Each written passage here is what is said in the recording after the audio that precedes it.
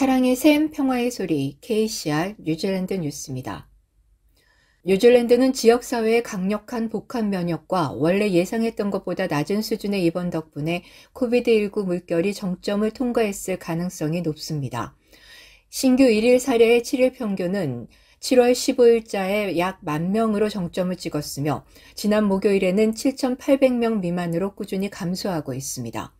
코비드 사례의 평준화와 그 뒤를 잇는 꾸준한 감소는 코비드 물결이 자연스럽게 정점에 도달했다는 결론에 적합합니다.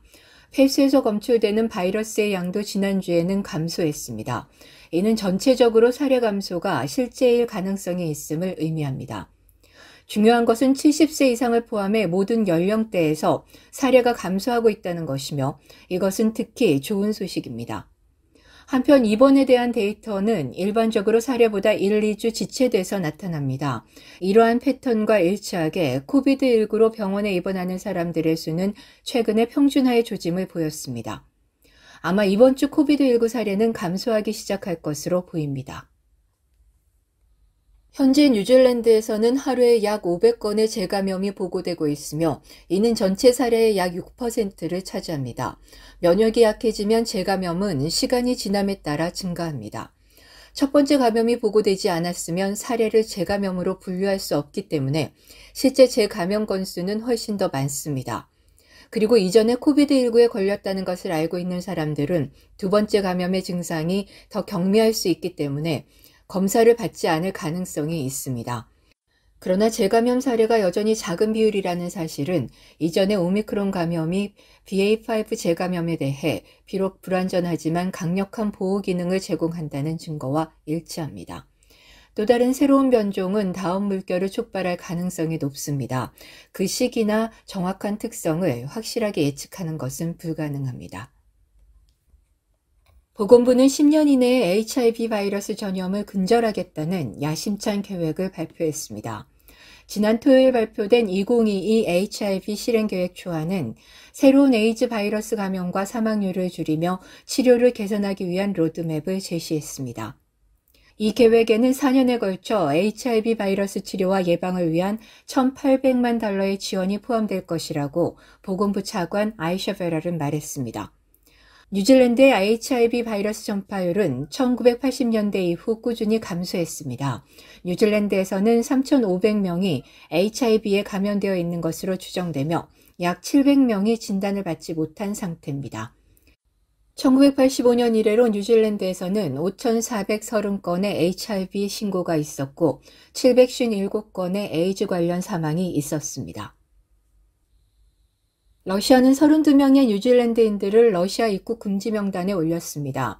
러시아 외무부는 지난 토요일 시장과 교수, 언론인, 국방부 요원들을 포함한 키위들에게 러시아 연방의 무기한 입국 금지 개인 제재 목록을 발표했습니다. 러시아는 이 금지 조치가 우크라이나 침공에 대응해 시행된 러시아에 대한 뉴질랜드 정부의 제재에 대응한 것이라고 말했습니다.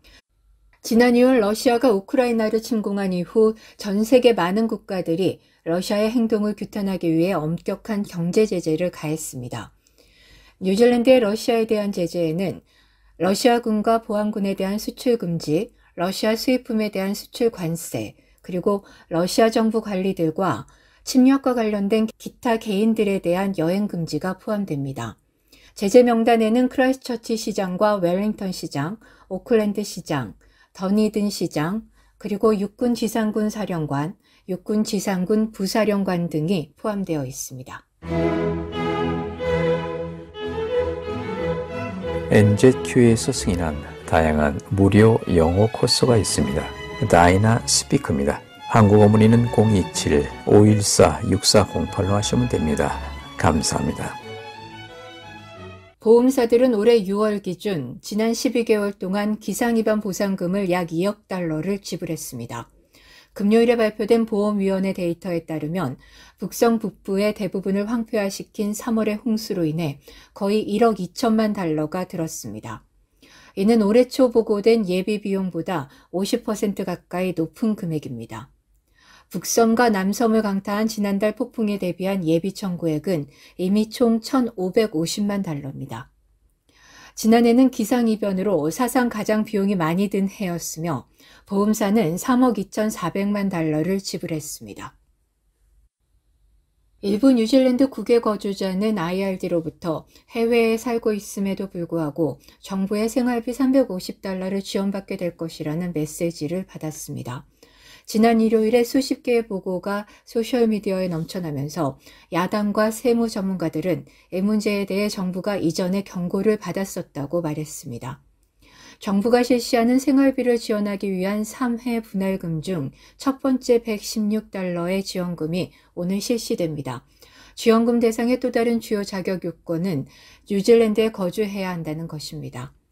약 210만 명이 8월 1일부터 3개월 동안 총 350달러를 지급받을 자격이 있습니다.